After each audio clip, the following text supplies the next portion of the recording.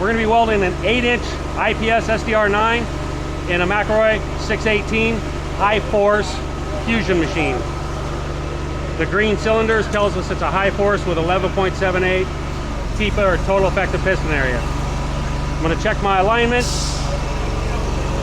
my pre-alignment.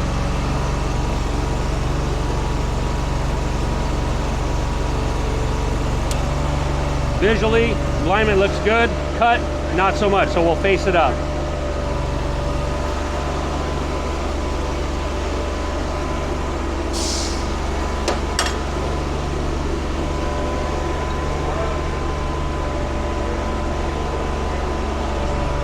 So we're going to face all the way down to the mechanical stops.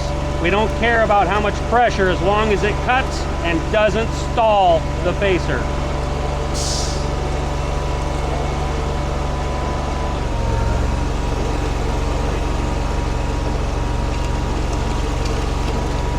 So you can see we're all the way at the end.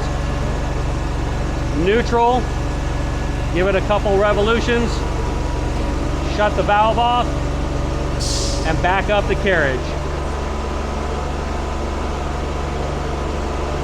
Now I can remove the facer and remove the chips.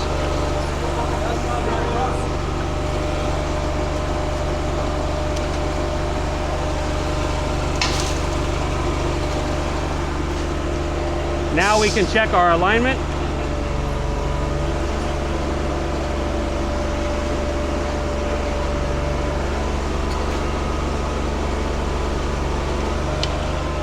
Perfect. So I'm going to back it up 2 inches.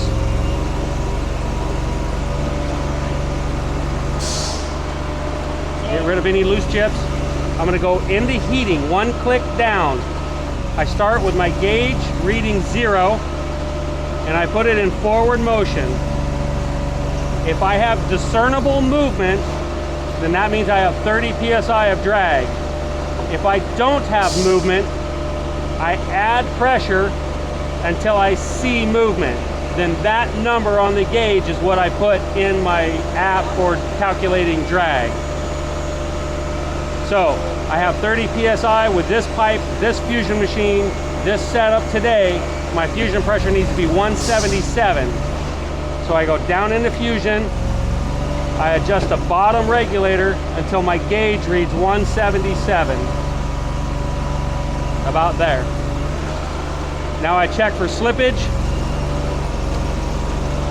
No slippage.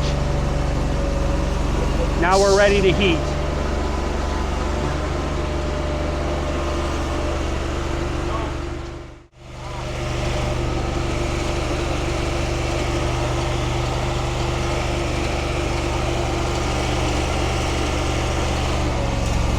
We're going to clean our heater plate with a dry, lint-free cloth or paper towel.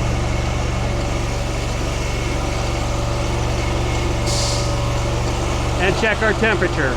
We're using a non-contact infrared thermometer. And we're showing 448, 449, 400 to 450. Anything there is good to go.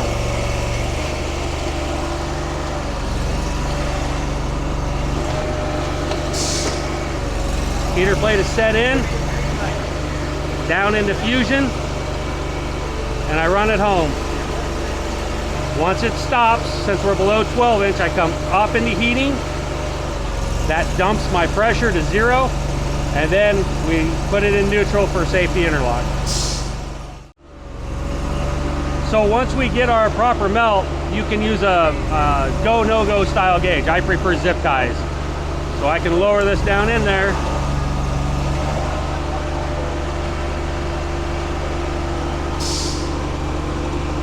And make sure I meet my bare minimum, which we do.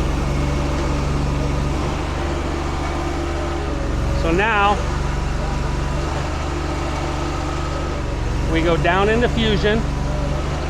That gives us plenty of pressure to work with. I'm going to back this up, remove the heater, and then bring it home. So I'll back it up, pull the heater, inspect. It looks nice and flat. And watch the roll. Perfect.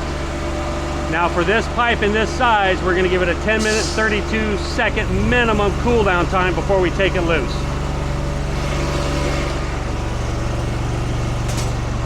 HDPE 101.